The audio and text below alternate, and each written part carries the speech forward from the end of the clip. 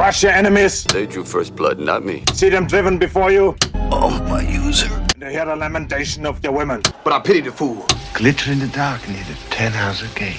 Phone home. They're here. Oh, real light sleeper, child.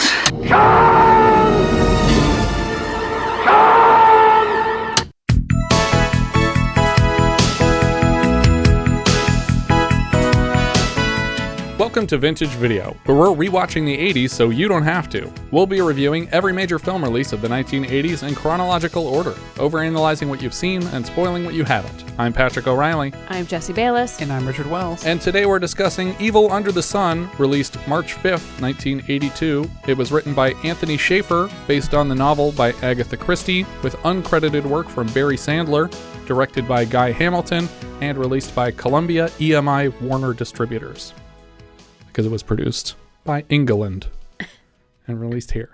John Belushi passed away today, March 5th, 1982. We discussed the circumstances of his passing in our review of Neighbors, so I won't delve into it here, but this is the day that happened.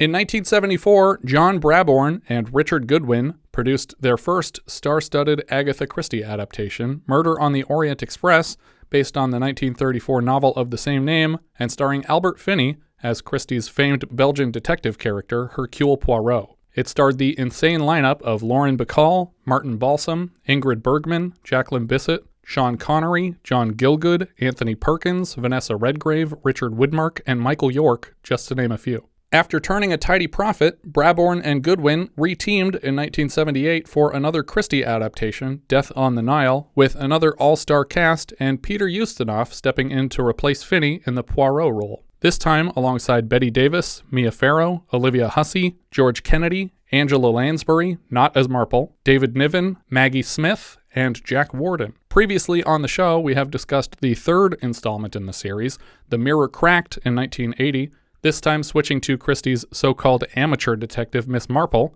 played expertly by the late great Angela Lansbury, and a smaller ensemble cast that included Geraldine Chaplin, Tony Curtis, Rock Hudson, Kim Novak, and of course Elizabeth Taylor. Again, it paid for itself, but barely. Their intention with this fourth film in the series was to revitalize the franchise with double the previous film's budget.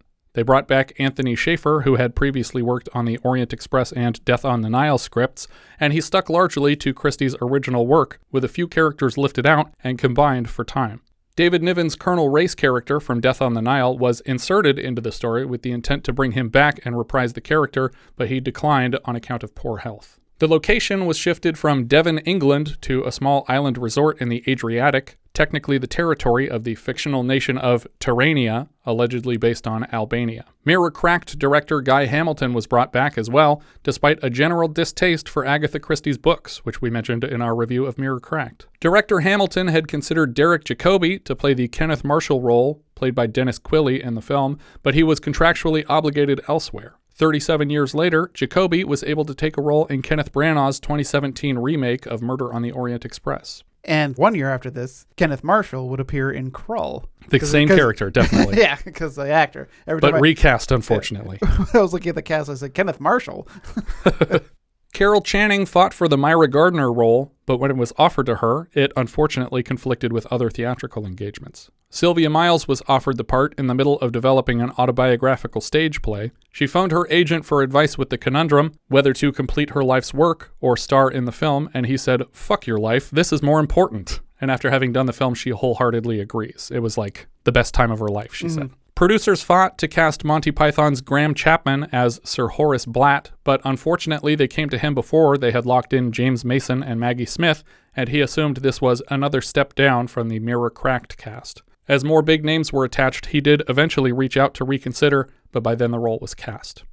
That reminds me of that Alfred Molina, Steve Coogan, Coffee and Cigarettes, where it turned out they were related. Yeah. He's like, "Oh, you know Spike Jones?" Yeah. It's like, would it be terrible if I accepted your invite to the cruise? And I was like, yeah, it's too late now. Also, I feel like Colin Blakely as Blatt is a much better choice, only because Graham Chapman's huge.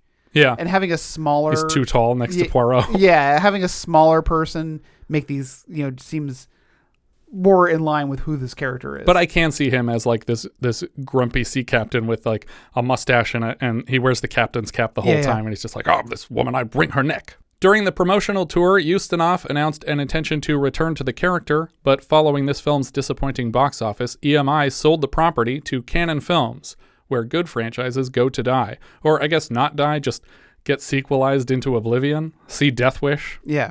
Or have promotional material made up but then never made. Right. Speaking of Death Wish, in 1988, Michael Winner would direct Ustinov as Poirot in Appointment with Death from another Shaffer script. And the poster looks a lot like this one, actually. And it has Lauren Bacall in it, like it has a full-fledged cast again. Between this and that, Ustinov had returned to the Poirot character for TV movie Christie adaptations, 13 at Dinner, Dead Man's Folly, and Murder in 3 Acts. In 2003, another Agatha Christie adaptation entitled 5 Little Pigs was produced, starring Rachel Sterling, the daughter of Diana Rigg, and Toby Stevens, the son of Maggie Smith. So that's fun. Kept it in the family. The film starts with opening credits over watercolor paintings of the island on which the story will unfold. In live action now, we see a woman running down a hillside toward a police station to report the discovery of a woman's body on the moors. Do you guys recall the last time we discussed the danger of moors? I do. What was that? An American Werewolf in London. That's right. Boys, keep off the moors. Stick to the roads. The best of luck. We cut right to the crime scene and the body of a woman with her head bashed against a rock. A doctor on scene estimates she hasn't been dead for more than 2 hours and identifies her as Alice Rubert. She doesn't seem dead at all since her nostrils are flaring as she's breathing. The body does that for years. I was like, you couldn't get a better take, or even just hold a static image on the like we'll do later. Now we cut to the London Trojan Insurance Company, and we watch Hercule Poirot, as played by Peter Ustinov, enter the building, and he's introduced as Hercules Parrot by the office secretary, but corrects the woman's pronunciation. Poirot, mademoiselle, pucker your lips, as though about to bestow a kiss. He sits down with an insurance agent who offers him a payment of 1,000 guineas for a case. Before he even digs into it, he shows off a gem that another client, Sir Horace Blatt, is asking to insure, but Poirot clocks it instantly as a fake. Poirot guesses that the agent's confusion is why a millionaire who knows better is trying to insure such a worthless piece. Poirot promises to speak with Blatt himself today and start on the path to solving the mystery. The insurance agent informs him that Sir Horace Blatt is on a yacht called the Jolly Roger in the south of France and offers £200 as travel money, but Poirot requests the payment in guineas. I guess because it's a more professional currency, or it was considered one at the time. I don't even know what a guinea is. They're like hamsters. They're bigger than hamsters. They taste great. Cooey. Better than hamsters. I believe it's a French currency. Sure, that makes sense. I mean, he's Belgian, but I would believe that they use French currency there. Well, because like England also has sovereigns, right? Like that's a kind of coin or currency. And we have sovereign citizens here, which are people who you can't pull over for some reason. Because they're traveling, not driving. Oh, okay, Patrick. they're not driving. I always thought it was like the same. And I'm not joking. That is literally that was what the they woman's say. excuse. Sorry. I always thought guineas were the same as pounds. Like apparently, they're slightly more. We cut right to the confrontation of Poirot and Blatt on board the Jolly Roger. Blatt is mortified at the accusation and reminds the detective that he has ungodly wealth and is far above the ranks of insurance fraudsters. When Blatt seems convinced the stone is a fake, he mentions a woman he believes to be at fault. I'm gonna wring her bloody neck. Poirot is intrigued and asks him to elaborate. Blatt apparently purchased the jewelry as a sort of engagement gift for a woman who had promised to marry him. Unfortunately for Blatt, she supposedly met another man, and when he asked for the gift back, she returned this, an apparent forgery. Blatt plans to confront his former fiancée during her upcoming vacation stay at Daphne's place. Daphne's place? Yes, you know. Daphne Castle. Yes, she was the mistress of the King of Tyrrhenia for years. Then, when he upped and married the present queen, he gave Daphne an old summer palace to keep her quiet. But he's turned it into one of those exclusive la-di-da hotels where the knobs and nancies come to squawk at each other. I can't stand it myself, but she's good sort. Blatt says he'll bring Poirot there too, so that he might interrogate the woman himself. Poirot says he'll take the train, since he is prone to seasickness. We cut directly to a fancy dining hall on the way, as Poirot enjoys an extravagant dessert, and sends compliments to the chef. Sorry, he's taking a train to an island? Yeah. Well, he was taking a train to the ferry to the island. Okay. Also, I couldn't tell if this was supposed to be like a dining car on an 8-track wide train. Yeah. Because No. it's a very fancy room. So it's like, oh, he must have just stopped at a fancy restaurant near the train station or something. Across the room, he sees a husband and wife, the Redferns, Patrick and Christine. They argue a moment until she leaves, and Poirot notices in a reflection that Patrick is flirting with another woman in his wife's absence.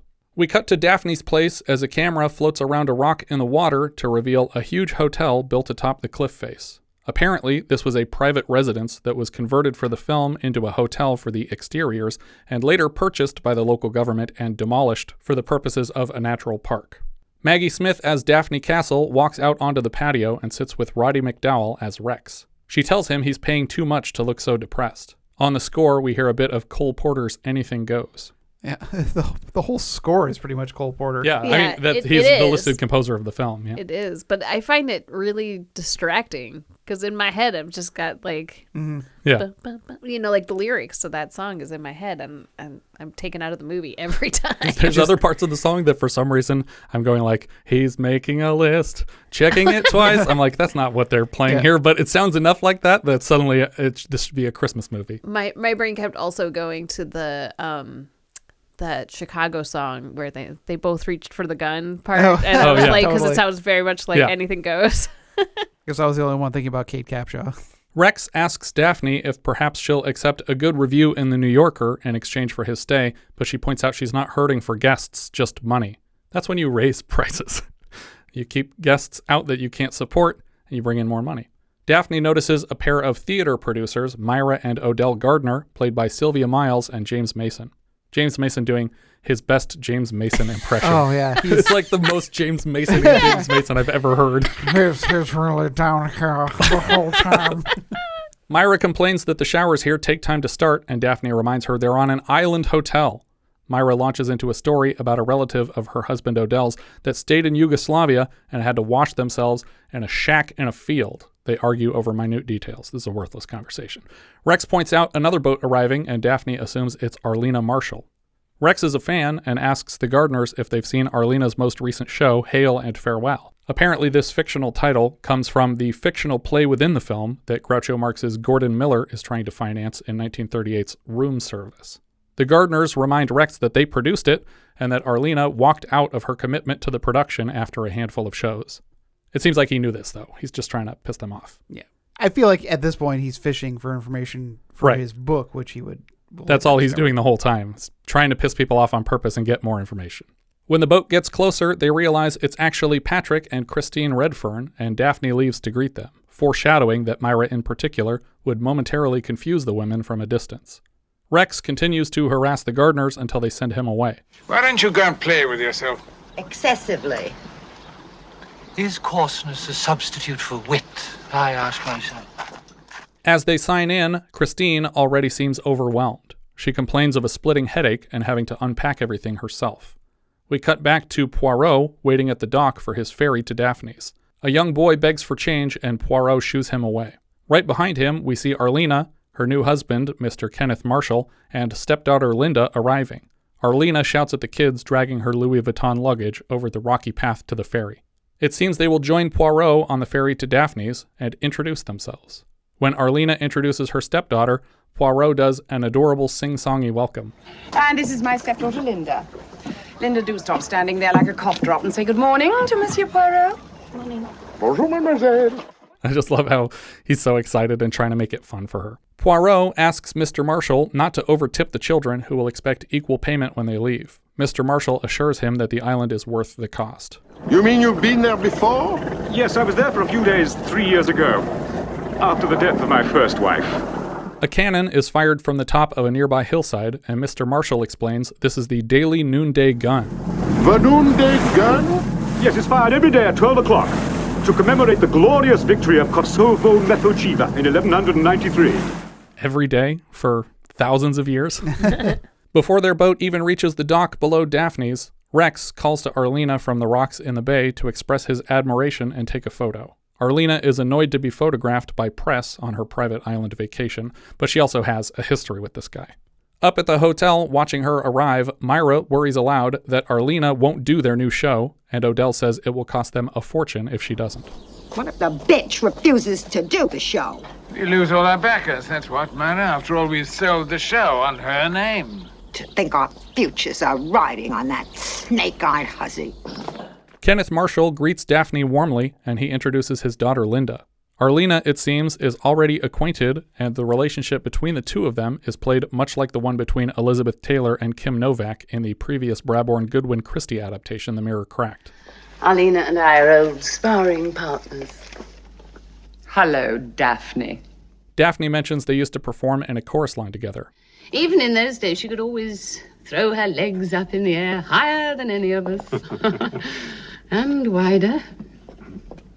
Kenneth, this is such a surprise.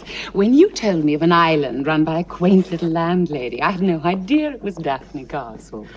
Daphne slaps a bell to call her staff to bring up the luggage, but no one responds. Arlena makes a joke about Daphne's resort struggling. Daphne spots Poirot entering silently behind the marshals and invites him to sign in. She reads his name off the guest list and recognizes the famous detective. She warns him her guests have too many skeletons in their cupboards, and if there's a mystery to solve here, he will likely be overwhelmed. He lies that he's just here for rest and relaxation. Well, he also wants a few other things. It's not my intention to derange you or your guests, madame. Pendant les vacances, my desires are simply a good valet, a tisane de menthe poivrée at 8 o'clock in the morning precisely, and, of course, some wax, some beeswax for my shoes. That's all.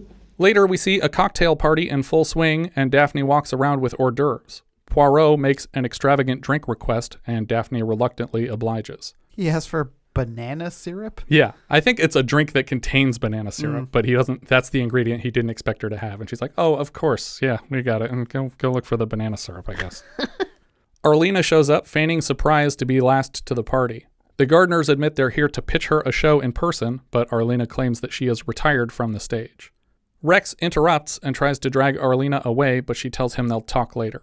It's weird, though, that they went around and sold this play with her name attached if they hadn't talked to her about it yet. I mean, I know people do that. Yeah. But it's just like, that's 100% your fault now. Yeah. Maybe they just assumed that she owed them one because of walking out on the previous play. The camera zooms in on a bejeweled bracelet on Arlena's arm, but I don't think we ever explain why. It was the one that she was petting Nicholas Clay's face with at the restaurant, I believe. Oh, okay. So he's recognizing her as the woman from the restaurant that Correct. day. Okay. The next day, we see Linda sitting on the beach and watching Patrick Redfern swim around in the water. Rex approaches the girl to gather information on her stepmother, but Linda says she doesn't talk to strange men.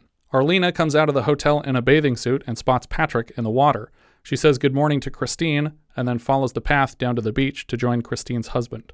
Rex intercepts Arlena along the way and demands privacy away from Linda to discuss the details of an exclusive book deal he has arranged with Arlena. You heard the little man, Linda. Scram. Linda walks back up to the hotel, and Arlena says she's read the pages she received and is upset at how thoroughly he researched the book, including mentions of her exact age and the methods by which she landed her first major acting role. However did you find out? I bribed his wife. Naughty Rex. She tells him she won't approve of the book, despite any promises she made in the past. You're going to regret this, Arlena. That's a promise. Rex leaves, and Patrick joins Arlena on the beach. Linda wanders up to speak with them, but Arlena sends her away again. Poirot watches Patrick Redfern and Arlena Marshall flirting on the beach and turns to speak with Christine.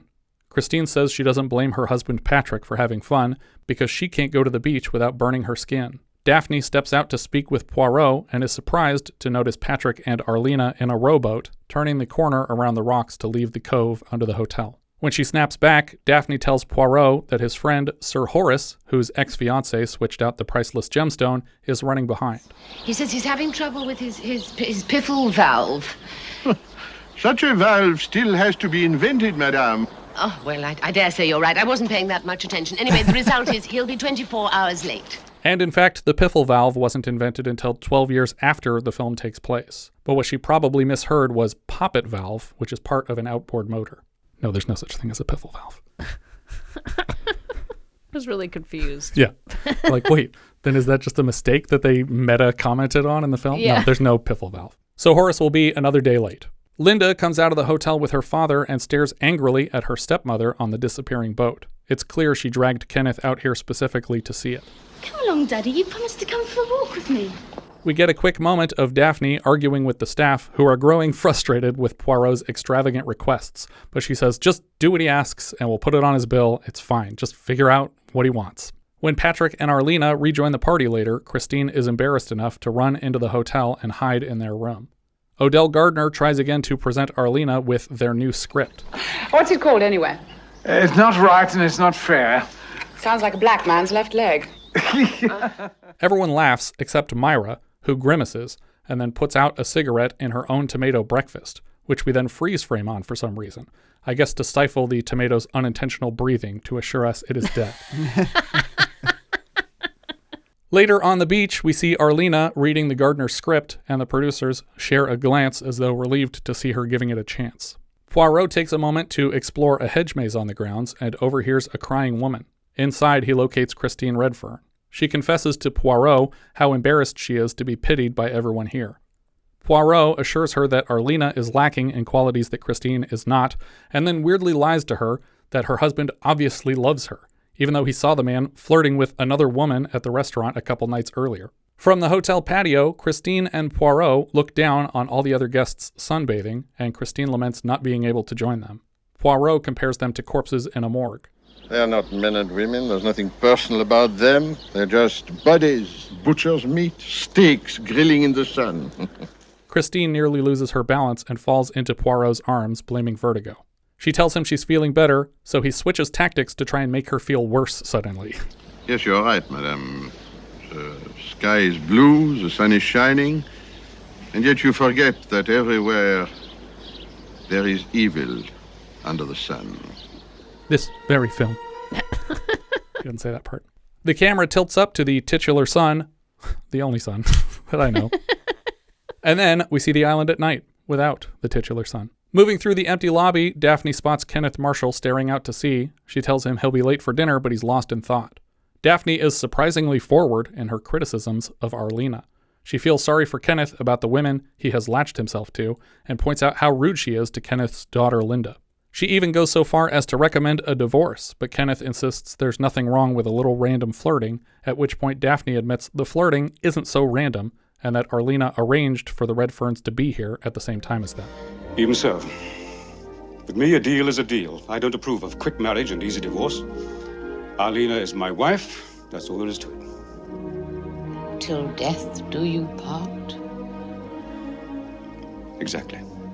Which pretty much sets in stone which character will die in this story, because everyone's motives so far, with the exception of the Gardners, seem to benefit from Arlena's death. Now, if she were to officially declare her disinterest in the new play, I can see where they might have a motive of revenge. And right on cue, we cut to the Gardner's room, and she has officially turned them down. Just kill that cow. Well, what the hell do we do now, Odell? Just leave it to me. I'll think of something. My hero. I like the contrast of the two of them. Yeah, where he's so fancy and she's so crass. Yeah. Yeah. I also like here where she's like, if you were a man, I would divorce you. When Kenneth returns to his room, Arlena asks where he's been all day, and he says he's been chatting with Daphne. When she tries to hint at an accusation, Kenneth throws another one in her face. And you get on rather well with Redfern, don't you? Arlena deflects until Kenneth lets slip what he knows of their arrangement here. He just happens to be a guest here who took me for a boat ride, that's all. He just happens to be a guest here, Arlena, because you just happened to book him in. The bitch, Daphne! We see Poirot in his room at night, and he overhears an argument between the Redferns in the room next door. Christina is clearly upset about her husband's flirtations with Arlena, and he denies any wrongdoing. We cut to the next dinner party, and a cute moment at the piano between father and daughter, which comes to an abrupt end when Arlena arrives to kick her stepdaughter out of grown-up time. That's enough, Linda. It's adult time. Off to bed. Oh, come on, darling, let her stay. She is on holiday, after all. Scram, Cinderella. When Linda leaves, Arlena starts singing the lyrics of the same song they were just playing on the piano, and Kenneth starts over to back her vocals. You're the night, you're the Tower of Pisa, you're the smile on the Mona Lisa. I'm a worthless check, a total wreck, a flop. But if, baby, I'm the bottom, you're the top. Arlena is suddenly and unsubtly directing her lyrics right at Patrick Redfern. Kenneth and Christine are palpably uncomfortable with it. It amuses me, though, that the lyrics mention a gallery and a frog on a log. Since the last time we saw Peter Ustinov and Diana Rigg in a film together, it was The Great Muppet Caper, in which Rigg owns the Mallory Gallery, and the first Muppet film opens with a frog on a log. At the end of the song, everyone applauds. The next morning, Poirot spots Linda coming out of the hotel and stops her to perform a magic trick. He wraps an egg in a handkerchief and seems to slap it out of existence, but the girl is familiar. I know how you did that. The egg's in your top pocket. I'm not 5 years old, you know. Linda finds Christine at the door to her room, and Christine invites her to do some drawing out in Gull Cove today. Poirot observes the interaction, and then we cut to him finally enjoying the beach himself in an amazing bathing suit that Ustinov reportedly designed himself. I literally want this same bathing suit. You'd look great. Man. Yeah, even with the HP on the chest. Mm-hmm. And the funny little hat. Oh, of course, yeah.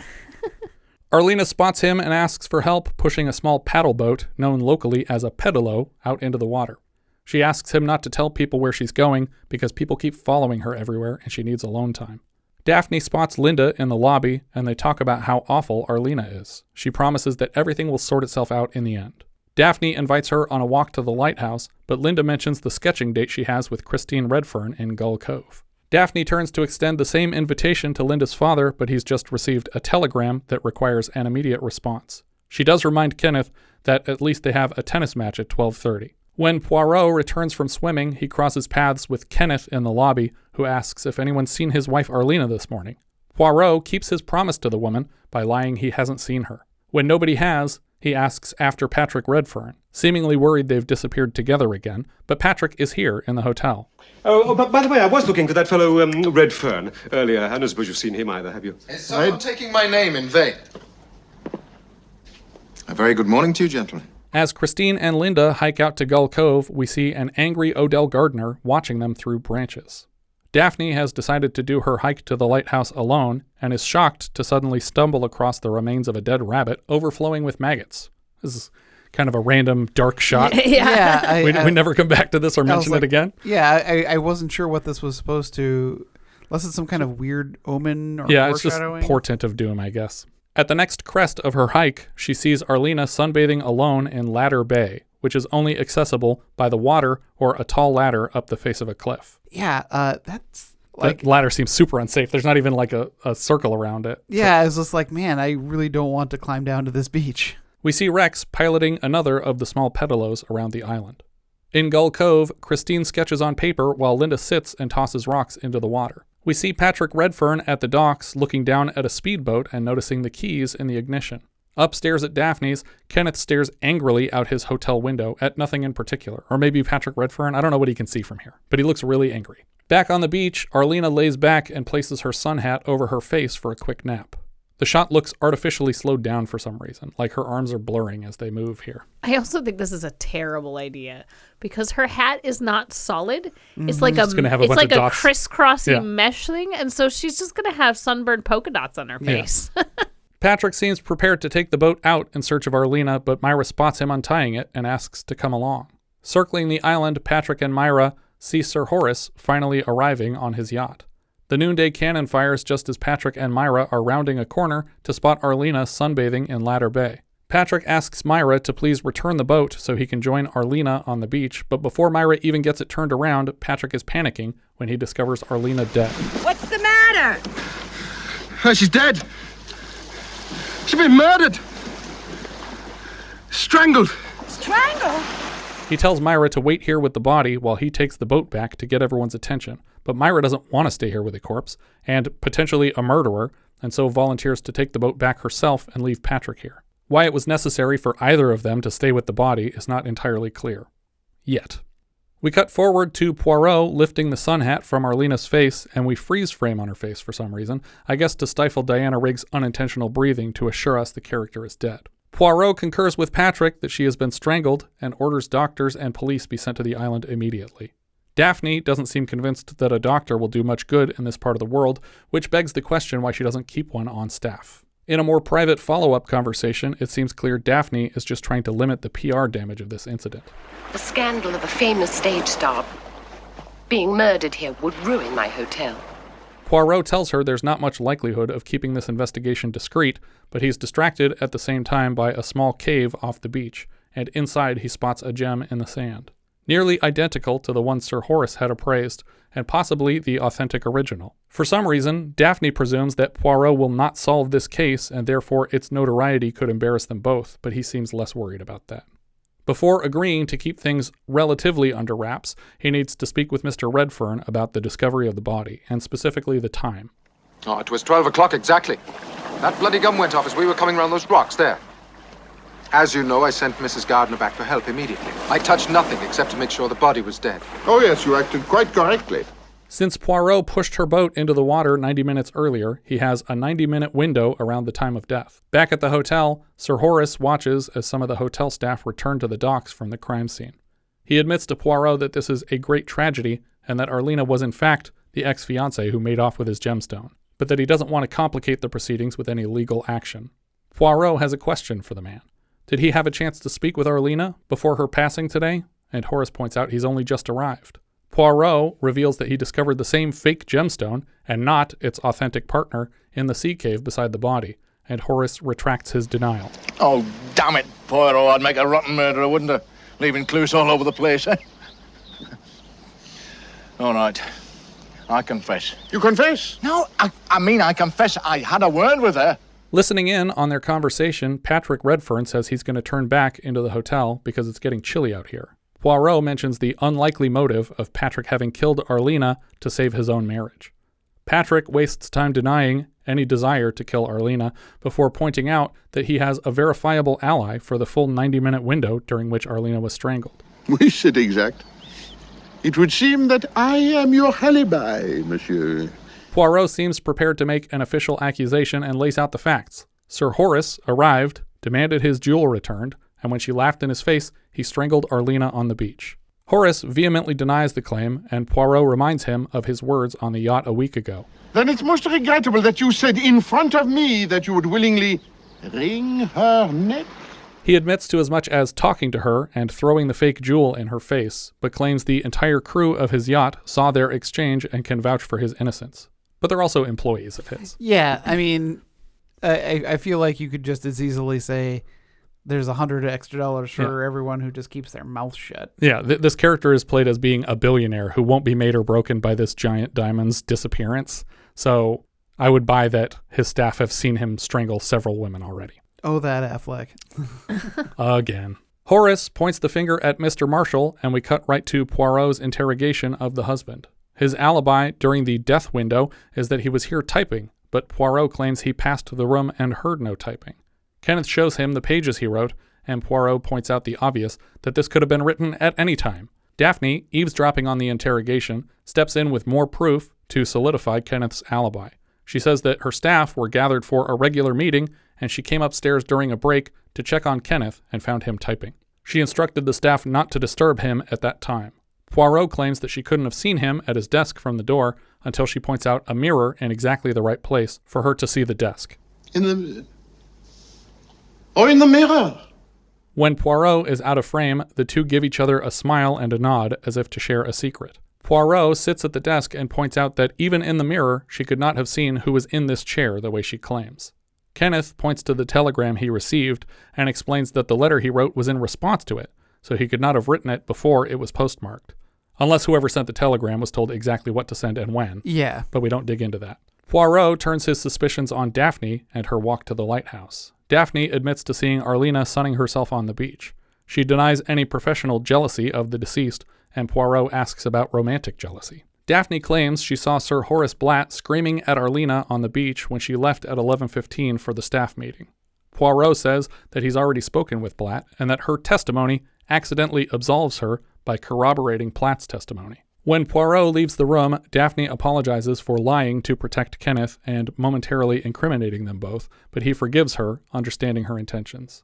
Poirot stops Christine in the hallway to ask where she was during the murder window, and she reminds Poirot that she and Linda were doing sketches in Gull Cove. She claims to have left the cove at precisely noon. She was standing at the top of the mountain waving goodbye to Linda as she swam. She was late for a tennis match at 12:30. Poirot asks if Christine had a watch, and she says she's judging from the time of the noonday gun sounding off. Christine arrived 4 minutes late to the 12:30 tennis match, which Kenneth, Odell, and Daphne can attest to. Surprisingly, after agreeing this is a terrible tragedy, Christine admits to a small manner of relief, and Poirot seems to understand. It's weird that she would admit to this at all. Next, Poirot meets with Linda, the suspect I'd been hoping killed Arlena from the start, or at least the one who deserves it the most. Linda doesn't even pretend to feel bad about what happened. Why should I be sorry for Arlena? You hated her so much? I'm glad she's dead, if that's what you mean. She was horrid to me and beastly to my daddy. He asks about her sketching trip with Christine, and Linda shares the sketch, which Christine gifted the girl. Linda confirms Christine's testimony that she left just before noon. Linda actually did have a watch with her at the time. What time is it, dear? 5 to 12. Lord, I must fly. I'm playing tennis at 12:30. She got into a fearful panic about being late for tennis and rushed off back to the hotel. Before she left, Christine tossed the girl her bathing cap to swim in. Linda is the first to cast suspicion in Rex Brewster's direction. She claims he hated Arlena for backing out of their book deal, which Poirot was heretofore unaware of. Moving through the lobby, Poirot asks Daphne where he could find Rex, but she assures him Rex is not the killer. Daphne lays out all the evidence to Poirot and settles on Miss Cringe, her nickname for Christine, as the murderer, because Maggie Smith is a Zoomer. What? The fact that she's calling her Miss Cringe is a very modern insult. Skibbity toilet riz. Stop. I can't help it. I'm just cool. Sorry. Daphne then does a bit of self-incriminating by discussing all the ways Arlena could have been killed by a small woman like Christine. Well, I don't know. She probably battered Arlena over the head with a bit of driftwood and then finished her off with a little pressure on the carotid artery? The artery there, carotid artery, yes. But well, everyone knows that. She mentions a recent news story where an 11-year-old child utilized the same tactic with a nutcracker and then offers to check if any of her nutcrackers are missing. Oh, actually, perhaps I'd better go and see if any are missing. No, madam. Unfortunately, you see, there are no nutcracker marks on the throat. He explains that Christine's alibi has been confirmed by Linda, but never verifies that the two weren't working together. But how could they have suspected that? We cut to Rex sitting on a small patio over a pond writing an article. Poirot surprises him there, and Rex predicts he's here to collect testimony. Rex is clearly in a better mood now that he can publish his lascivious book without needing Arlena's permission. Poirot suggests that he waited in the pedalo for Blatt to leave the bay and then rushed in to strangle the woman while she was alone. He says he was paddling through Gull Bay at noon and spoke with Linda while she swam. At first, she couldn't hear him because of her swim cap, so he tapped on her with an oar. He asks for her assistance, pedaling the boat back because his legs are tired, but she swims away annoyed. Rex takes this moment to introduce a new surprise detail. Monsieur, if you are so anxious to find a murderer, why don't you find out who tried to murder me? Murder you? What do you mean? He claims that on his way back to Daphne's, a glass bottle was thrown at him and missed him by inches. Poirot says Linda never mentioned seeing him, which pokes a hole in his alibi. Rex sees her walking nearby and demands she tell Poirot the truth about their interaction in Gull Cove, that he was there. Why should I? You weren't. What? You lying little brat. Now, you just tell him that you saw me on that pedalo. You tell him that you refused to help me pedal back. Now, you tell him. He grabs the girl roughly by her shoulders, and her father Kenneth drags Rex away to demand the truth from his own daughter. Finally, Linda admits to seeing him, and Kenneth admonishes her for lying in such a serious case. The problem here, though, is that he has no way to confirm that that was at noon. Who, Rex? Rex. Yeah. All he can say is the noonday gun fired, but when they ask the girl, she'll be like, I don't know, I didn't hear anything. That was the whole point. Mm-hmm. Yeah. But I guess at least establishing that they did interact, but they don't know what time. So it doesn't... They use this to cancel out someone else's testimony, but that's not fair because they're not accounting for the difference in time. After they leave, Poirot assures Rex that he has determined his alibi to be sound. We cut to the gardeners playing pétanque, which is a kind of French bocce ball. Odell confesses that he has no alibi, no convenient interaction with other hotel guests, with which to prove his innocence. All he has is his word, and he was sitting here on a bench reading a book for the entire time in question. He's almost proud of it. Right. Like he's almost excited. It's like, I don't have an alibi. What does that make me? I feel like this is the screenwriter having fun, or maybe it's this way in the book too, but that he's just like, hey, I'm going to get a little meta here and point out that it's weirdly convenient that everyone's alibi has like several witnesses. There was no gardener to come trotting by, respectfully touching his forelock and registering the time on his grandfather's turnip watch. In short, Monsieur Poirot, I don't have the ghost of an alibi. I wish he had said something other than Gardner, because his last name is Gardner. And that's weird. Because at first I was like, oh, is he talking about the gardeners? No, he's one of the gardeners. That's weird. Odell seems amused at his own admittable motive and lack of alibi. When he got back to the hotel, he changed into his tennis clothes and tried to ring the staff for water, but nobody answered his call because, as we've established, the hotel is understaffed. He assumes someone was bathing in the middle of the day to have drained all the running water from the place. He still made it to tennis on time, and Christine showed up 4 minutes later. For whatever reason, Myra is never asked to testify, I guess because she was with Patrick Redfern when they discovered the body. Right, yeah, that's her alibi. But he talked to Patrick Redfern. Why did you bother him if you're not going to bother this other person who's accounted for the entire time? Well, because Patrick was alone with the body. I guess, if he already had a suspicion of what was going on. Mm-hmm. Later in the lobby, Poirot notices a painting is missing, and Daphne shows him how she's been using the framed three-dimensional map of the island to solve the case. Based on the known locations of each guest, she has concluded that Rex Brewster is the only man who could have taken advantage of the murder window. She tells another news story of a moray eel that attacked a woman and suggests that Rex may have used a similar tactic here, but Poirot reminds her that Arlena was neither drowned nor gnawed upon, or as he pronounces it, gnawed upon. I love that he says the G in gnawed upon. Far less was she gnawed to death. But the biggest hole in Linda's testimony is that Rex was in Gull Cove on the complete other side of the island 30 minutes later, which is too far for Rex to have pedaled himself. Maybe he was towed by Blatt's boat, would be my next guess, but the yacht staff would have seen that too. Poirot admits that at the moment he's trying to rule out Odell, and Daphne confesses that during her staff meeting, she actually saw him out the window reading the book, exactly as he claimed, on the same bench. Another convenient guest interaction that Odell's own monologue was mocking in these sorts of stories. Poirot is visibly annoyed by this consistent alibi for his last remaining suspect. What's the matter? Have I said something? You've said a great deal, madame. Oh, I see what you mean. You mean nobody did it? And yet we still have a body, madame. Poirot does his own hiking around the entire island to walk himself through each individual alibi in person. When he returns to the lobby of the hotel, he's met again by Patrick Redfern with a big pipe in his mouth. A member of the staff is singing Rigoletto, and Patrick points out that if its author, Giuseppe Verdi, had been an Englishman, his name would be Joe Green.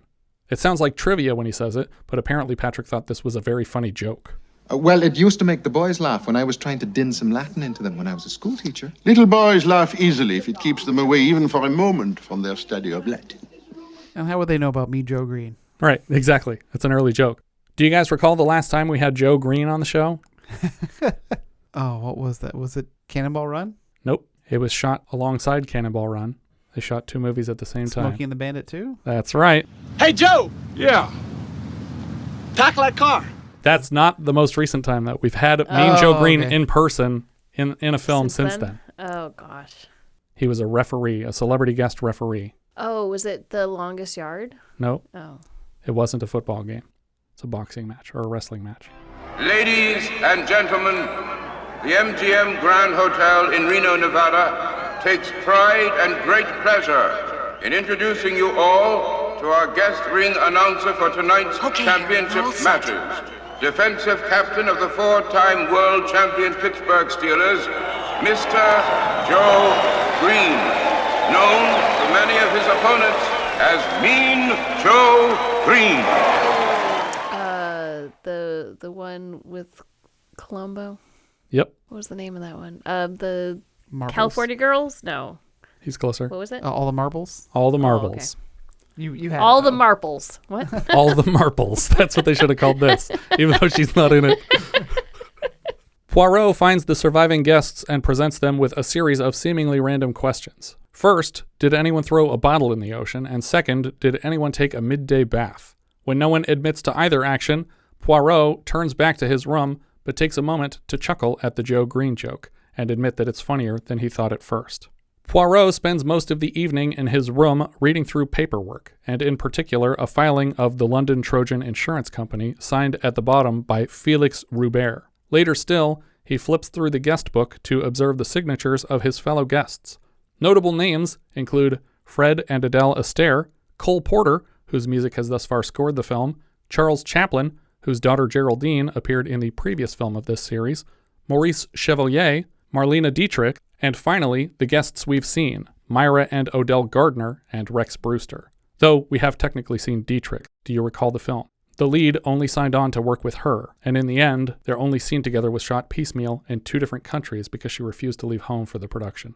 It was the David Bowie one? Yep. What was the name of that movie?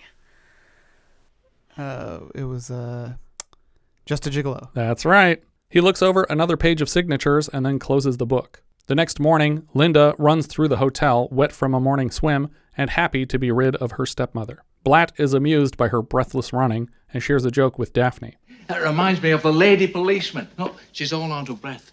She's telling her friends how she caught a burglar. She said, I chased him past the grocers, you see, and the butchers, and the bakers, and she said, I finally caught him by the cobblers. So I don't find that remotely funny, Sir Horace. Maggie Smith's delivery of that line She's great. Is epically Maggie Smith. When Poirot makes his first appearance of the morning, Blatt informs him that he intends to leave today, and Daphne admits the Gardners and Redferns would like to leave as well.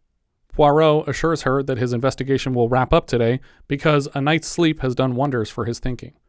For his little gray cells. Right. Which is important because that's a Poirot staple. Yeah. He asks for all the guests to foregather in the lounge. Do you guys recall the last time we heard a character use the word foregather? I don't recall It was that Vincent at all. Price. Oh. He was talking about a place where his friends foregather. Oh, was it the Monster Club? That's right. Nice. Yeah. I will take you to a place where my friends foregather. Poirot claims to have solved the case and promises to share all when the group is assembled. Daphne is impatient and asks for clues to solve it on her own first. All right. I wish you to consider very carefully a bathing cap, a bath, a bottle, a wristwatch, the diamond, the noonday gun, the breadth of the sea, and the height of the cliff. From that, you should be able to solve it yourselves. Yeah, Daphne's really upset by this. Like, it's not enough information. Yeah, she's like, this is a shit clue. Fuck you. Yeah, and so she's like, her and Blatt are like kind of shit-talking Poirot. Yeah. But then Colin Blakely says something. I can't quite get it because of his accent. It's kind of crazy. Yeah. But Maggie Smith finds it amusing, but it lingers on her for a moment, and she turns her face down away to hide like a really big grin. That she's laughing at what he said? Yeah, like she's like not able to hold it together while they're shooting. 1 hour later, everyone has been collected in the lounge, and Poirot returns to settle the matter. Are you all comfortable? Even the murderer?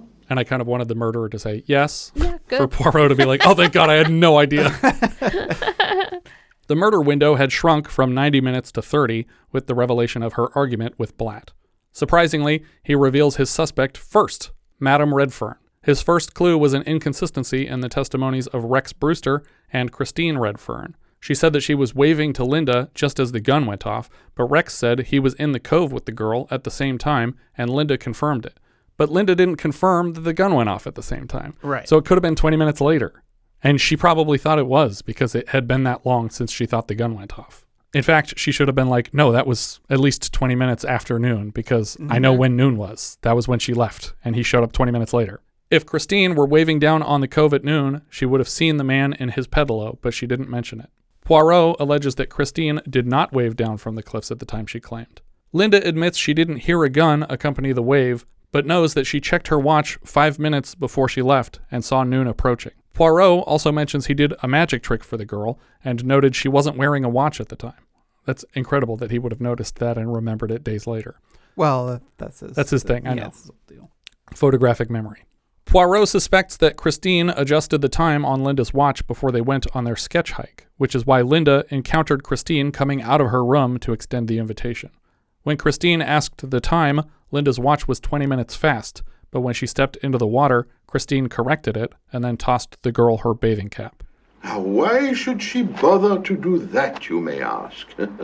The answer is simple. Remember, at 12 o'clock the noonday gun is due to go off, and she can take no chance of Linda hearing and noting it.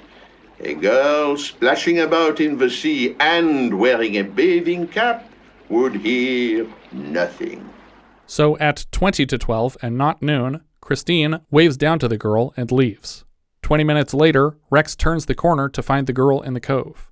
Poirot claims Christine rushed from Gull Cove to Ladder Bay to climb down the ladder and attack Arlena as she was sunbathing. Christine reminds Poirot of her vertigo, but he points out that it's seemingly self-diagnosed, or more likely, completely fabricated. Poirot also stood where Christine would have to be to wave down to the girl, and he himself was made dizzy by the height. A person with vertigo could not have waved from the same place. Poirot suggests that to avoid Christine, Arlena snuck into that small beach cave. He determined this by identifying the smell of her perfume, which seems like a cheat because as the audience we couldn't have known what it smelled like in there, but when Daphne joked it must smell awful, I bet he ponged something rotten in there. Only of the breath of the sea. Oh, how poetic you are, Monsieur Poirot. and we see a bottle of Soufflé de Mer, Arlena's perfume, in her rum. Soufflé de Mer being French for breath of the sea. Poirot concludes that Christine shouted for Arlena until she left the cave and then cracked her in the face with a large rock, at which point she fell backward and dropped the fake brooch in the cave sand. Patrick and Myra Gardner both point out that the cause of death was strangulation, and Christine's hands are too slight to have done the job, which I don't think is even true. I'm pretty sure a lady could strangle somebody. But Poirot admits to having been stuck on that detail for a bit until he concluded that Patrick Redfern did the strangling. Yeah, I think especially once she's knocked out and not able to resist the fighting, I think it'd be relatively easy. Or even if they did it exactly the way that Maggie Smith suggested, which is to just hold something to her carotid artery. Yeah, you can use your knee. I mean, you can just do anything. Listeners, use the knee. It turns out the body that Myra thought she saw was in fact Christine posing as Arlena on the beach with a hat over her face to disguise her. Patrick claimed it was Arlena, and when Myra left to get help, they traded Arlena's body from the cave with Christine's.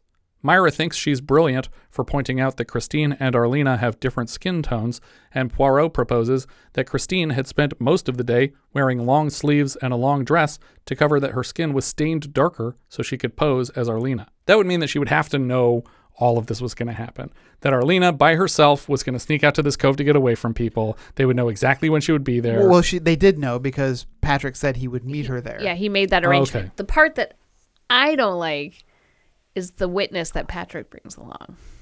Yeah. Because why would he do that? Well, not why would he do that, because I think he wanted a witness to this so that he had his alibi. How did he know she was going to be there saying, hey, can you take me on your boat? Yeah, that is weird. Because otherwise, that trip would have only incriminated him.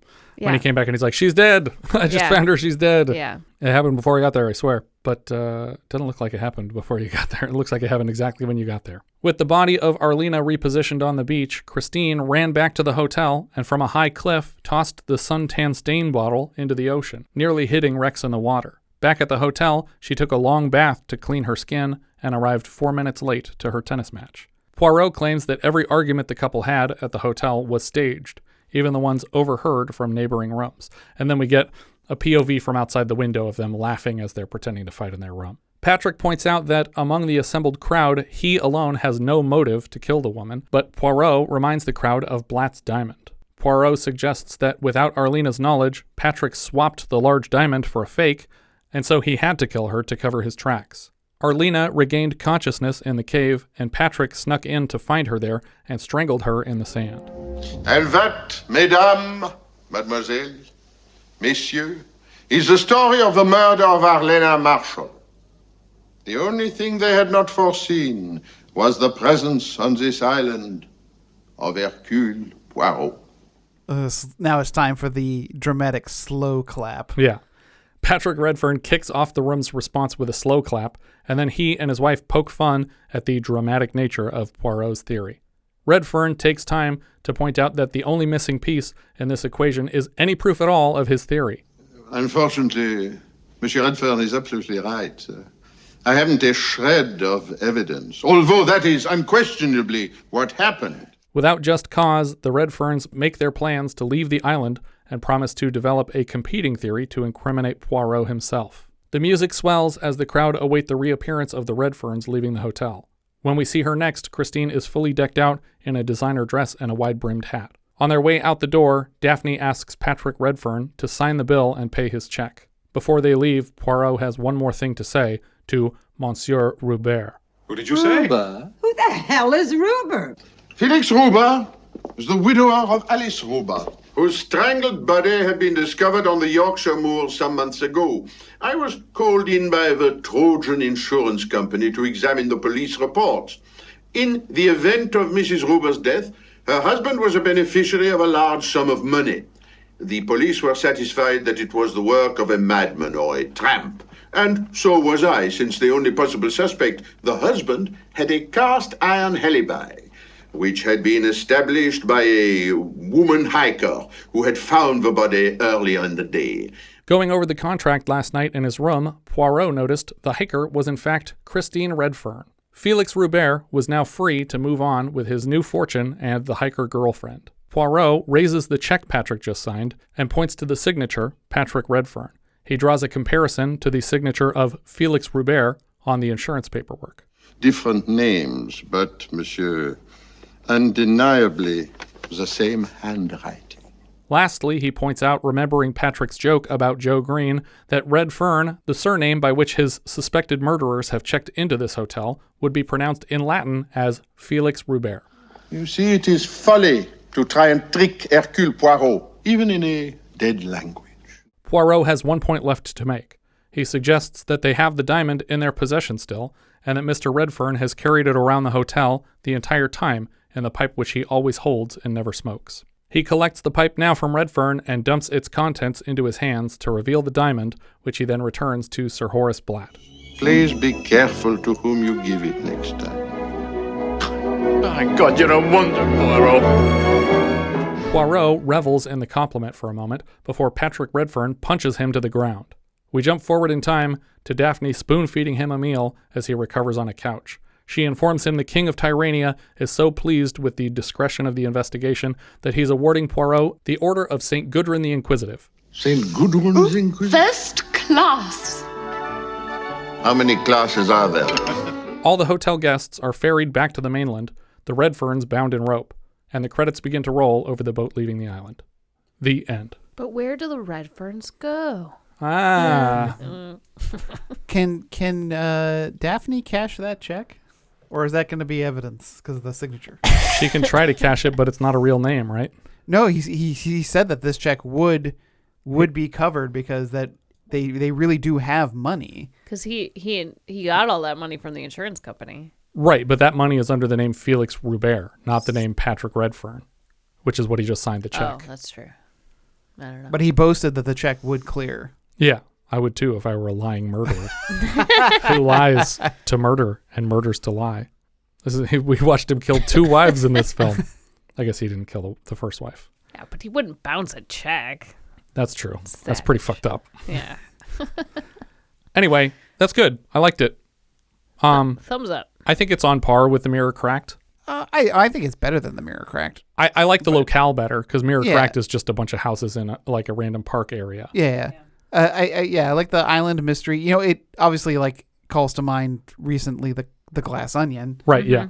Where you have a lot of different people on an island at different times, and you have a noonday gong going off. Yeah, which is definitely an intentional reference. Oh, I'm sure. But I also feel like that movie draws so much from The Last of Sheila, and so does this. Mm-hmm. Including, isn't James Mason in Last of Sheila? I can't remember. Was he one of the people on the island? I don't remember. Yeah, because he wanted to... Can we look that up real quick? Yeah, James Mason. So I definitely think that's probably why they brought him in for this, is because of The Last of Sheila. But I was expecting when they're talking about a castle out in the Mediterranean, I was like, oh, is this going to have the same castle from The Last of Sheila? But it didn't have it. But I still really enjoyed it. I love these kind of murder mystery stories where we build up 12 different motives and alibis that are all conflicting and we're trying to solve it. And I think this is a very straightforward one. And it's enjoyable. I do think it would be fun for one of these stories to end with it was just one of the staff. We didn't even think about it. She was just really rude to that guy. The butler did it? Yeah. Poirot did it? Yeah. It's like, I also just noticed that she had a gummy worm in her throat. It seems she choked completely by accident. Nobody did it. Delicious gummy worms. Have those even been invented yet, Poirot? Not yet. Yeah, but I had a good time. I like Ustinov's portrayal. I love Maggie Smith. We recently watched the original Murder on the Orient Express, and I was so happy with Albert Finney's Poirot.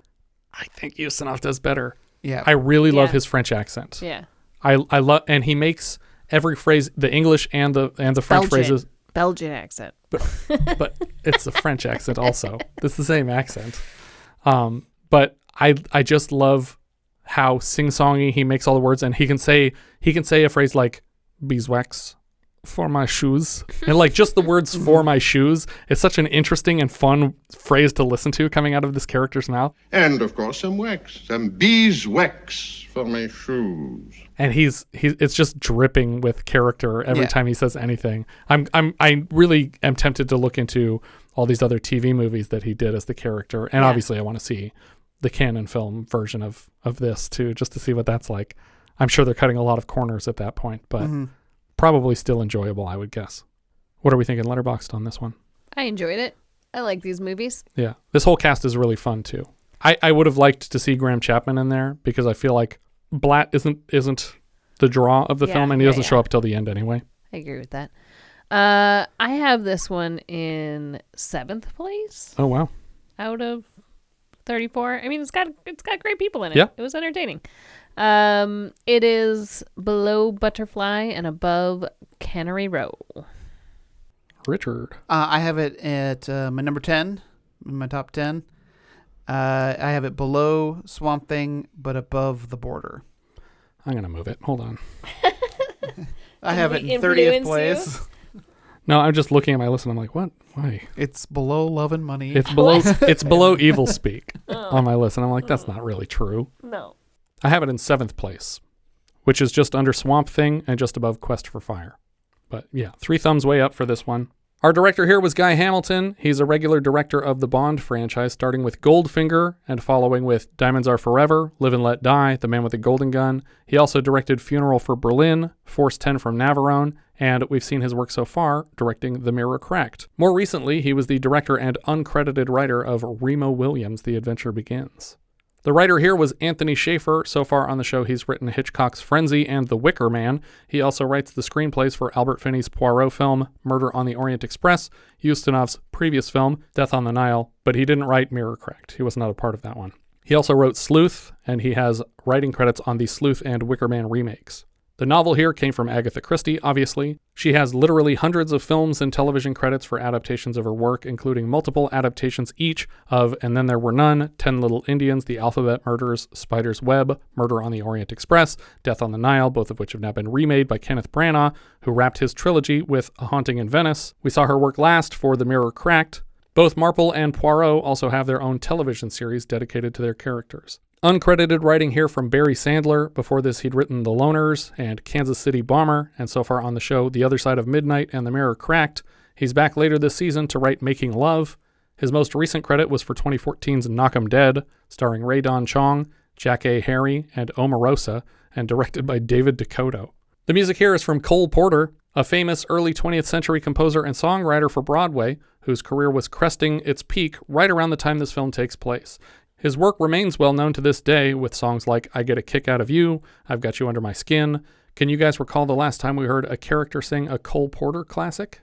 It feels like something that would have been in One from the Heart. It's possible that there's something more recent than what I'm thinking of. Okay. Some get a kick from cocaine. Hold it! What the hell is that shit? Blazing Saddles. That's right.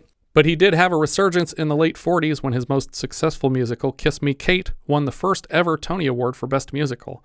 His musicals have been adapted into feature films, starting with 1936's Born to Dance, and later Broadway Melody of 1940. Do you guys recall the last time we mentioned Broadway Melody on the show? It was someone's favorite film, brought up as trivia within the film. It was Adolf Hitler's favorite film. History of the World, Part 1? Nope. Comeback Trail? It's too far back for you guys to get this, I think. Okay. Fade to Black. Oh, I was going to say that. Were you? I was like, that can't be Fade to Black. Because he's asking people movie trivia throughout the film. You didn't know what Adolf Hitler's favorite movie was. Broadway Melody. I bet you didn't know that. After the bullies leave him at his job. Porter also has writing credits on all the Kiss Me Kate adaptations, High Society, and his life story was told in the 2004 film DeLovely, where he is portrayed by Kevin Kline. The cinematographer here is Christopher Chalice. He has credits back to the 40s. He lit A Shot in the Dark, Those Magnificent Men in Their Flying Machines, Kaleidoscope, Chitty Chitty Bang Bang, The Deep, Force 10 from Navarone, and so far on the show, the previous Agatha Christie adaptation, The Mirror Cracked, and a couple seasons from now, he lights Top Secret. The editor here was Richard Martin. He previously cut the OG Bedazzled, Sunday Bloody Sunday, Sleuth, and so far on the show Saturn III and The Mirror Cracked. Later he cuts Blame It on Rio, Falcon and the Snowman, and Hellraisers 1 and 2. Peter Ustinov was Hercule Poirot. Before this he's in Spartacus, Blackbeard's Ghost. He voiced Prince John in Disney's Robin Hood, and this is his second turn as Poirot after 78's Death on the Nile. We've seen him so far in Logan's Run, Charlie Chan and the Curse of the Dragon Queen, and The Great Muppet Caper. Colin Blakely was Sir Horace Blatt. Before this, he was in A Man for All Seasons, The Private Life of Sherlock Holmes, Murder on the Orient Express, Pink Panther Strikes Again, Equus, The 78, The Big Sleep, and we've seen him so far in Nijinsky and The Dogs of War. He's back later this season in the disgusting posthumous Pink Panther clip show, Trail of the Pink Panther, which they just cobbled together from outtakes from previous Pink Panther films. That sounds like it's going to be terrible. Without the permission of the estate. Oh, goody. Jane Birkin played Christine Redfern. She appeared previously in Kaleidoscope, Antonioni's Blow Up, and Death on the Nile. I didn't recognize many titles after this, which is crazy because she's absolutely beautiful and plays such a great part here. Her equally gorgeous mother was actress Judy Campbell. She was briefly married to composer John Barry, and their daughter, Kate Barry, was a photographer who died young of a drug overdose.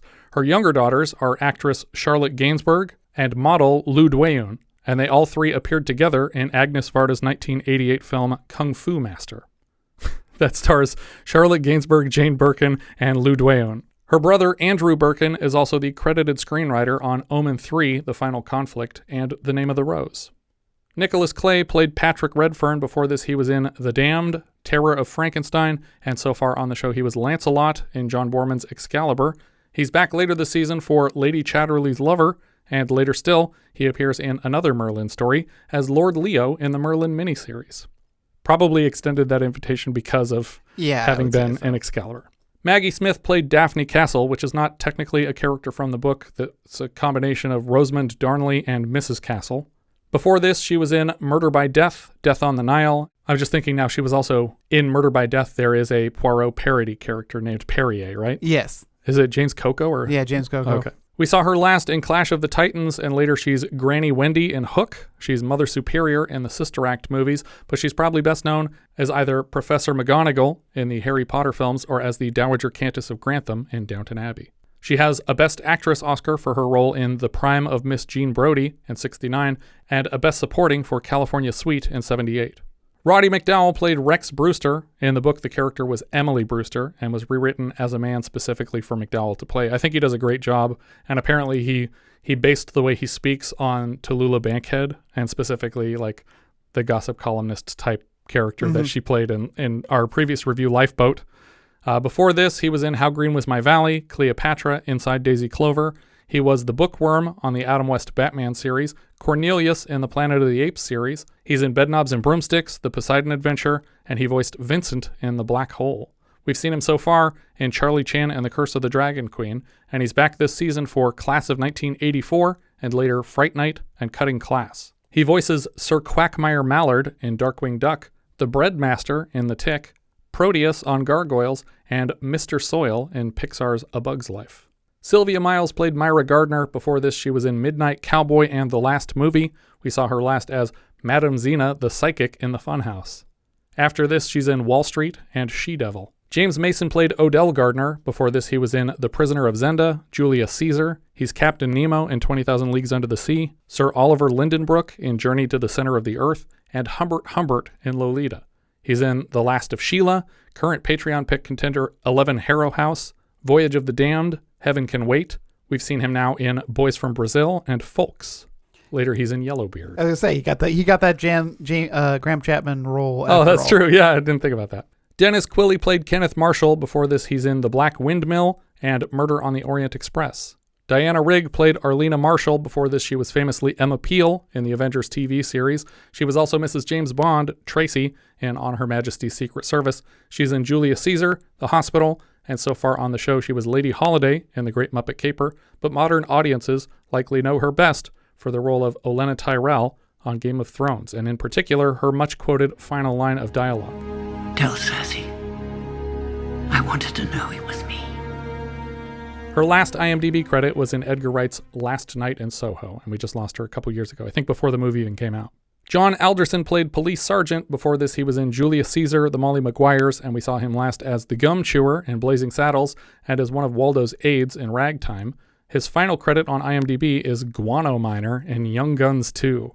Paul Antrim played Police Inspector. Before this, he was in Juggernaut, The Man Who Would Be King, and Revenge of the Pink Panther. Barbara Hicks played Fluitt's secretary. She was a schoolteacher in Death on the Nile, and later she's Mrs. Terrain in Brazil, a stenographer in Morons from Outer Space, and one of the witches in The Witches. Richard Vernon played Fluitt. Before this, he was in Village of the Damned, A Hard Day's Night, Goldfinger, Sextet, and The Pink Panther Strikes Again. We've seen him now in Oh Heavenly Dog, and he's back this season for Gandhi. He was also Slarty Fart Blast. Nope. Let me try that again. He was also Slarty Bartfast in the OG Hitchhiker's Guide miniseries.